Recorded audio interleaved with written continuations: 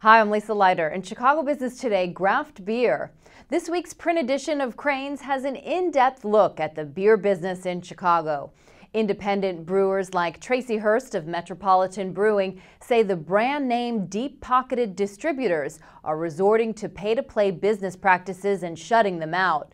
Sources tell Crain's the big wholesalers are keeping out the craft beers by offering cash and other incentives to bar owners and stores in order to get the big brand names in their taps or on their shelves. We want to play fairly and we want to play legally. And when we get burned by what could be potentially illegally obtained accounts, that hurts because we're trying so hard to do things on the up and up and to compete on the merits of our beer. You know, we can't offer incentives to anybody because we can't afford it.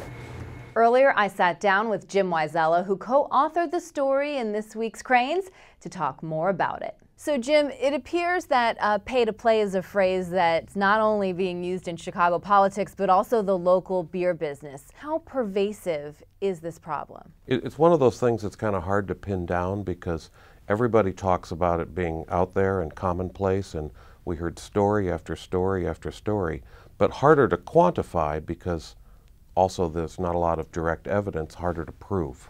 Sure, absolutely. Harder to prove and hard to enforce as well, right? There are just a couple of dozen agents in the state that would work on any complaints, which are rare, right? I think the Illinois Liquor Control Commission's got a couple of issues. One, they don't have enough people, and they say we don't have the resources to combat this problem, no matter how widespread it is.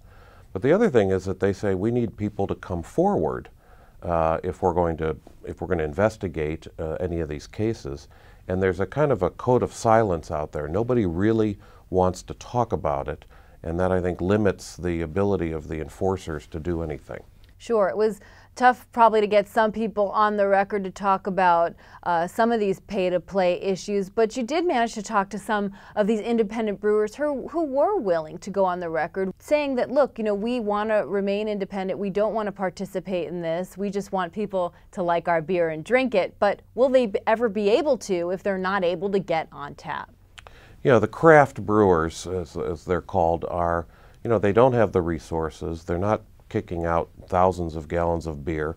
And so they're relying on their ability to get into bars based on the quality of their beer. And so their feeling is it's just not a level playing field because they can't compete against the distributors for the bigger beer companies. What were some of the things that you found are going on in the bars and taverns around town?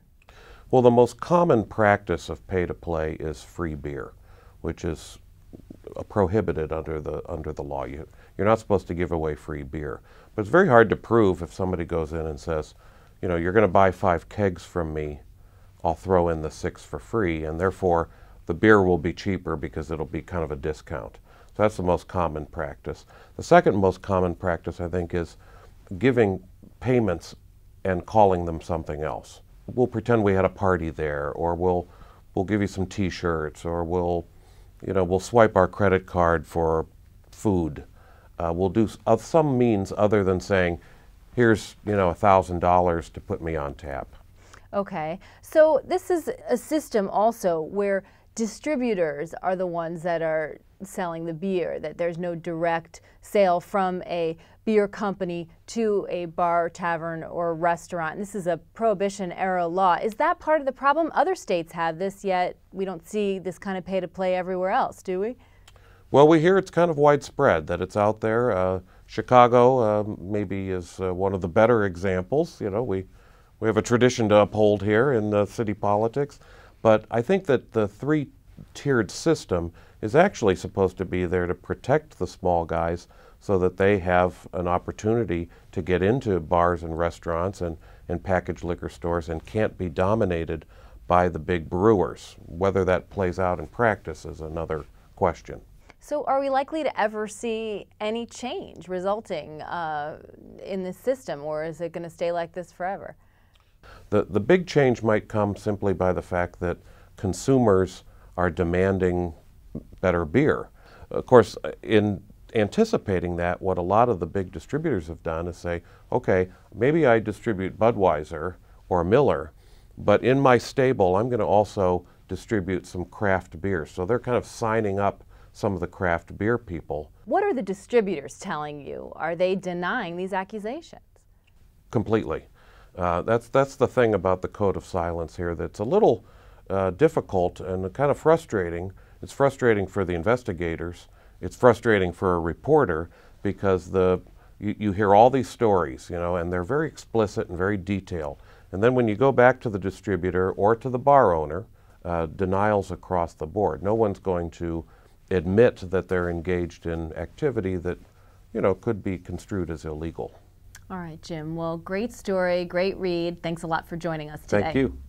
And that's this edition of Chicago Business Today. Be sure to check out Jim's story in this week's print edition or on chicagobusiness.com. Thanks for watching. We'll see you tomorrow.